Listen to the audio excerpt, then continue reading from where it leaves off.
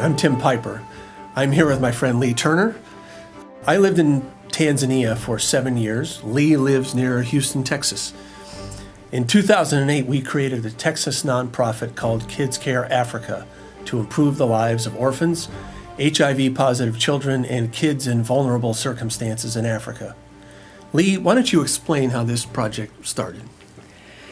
Well, I think it was Christmas Day 2006 while our family was visiting your family in Dar es Salaam, the capital of Tanzania. We met a wonderful missionary couple, Rob and Mary Notman, at their orphanage in a very poor part of the city. I was really surprised to learn that some of the kids were HIV positive because they all looked healthy to me. I think the good food and medication and tender love and care they were getting made all the difference. There were about 16 kids, and we held a Christmas party for them. Of course, while we intended to bless those kids, it was really those kids that blessed us. I still remember that you wanted to do more than just write a check to the Notmans. What was it that sort of drew you into their world and work, even though you'd just arrived from Houston? Well, we helped with the Christmas party for the kids. We had purchased clothes and books, and my wife and daughter, bless their hearts, they'd created a snowstorm, even though it was about 100 degrees. I started asking Rob and Mary questions about how they funded their organization. It turned out that many of their donors come from Europe, but there was no clear vehicle for U.S. funds to flow to them there in Tanzania.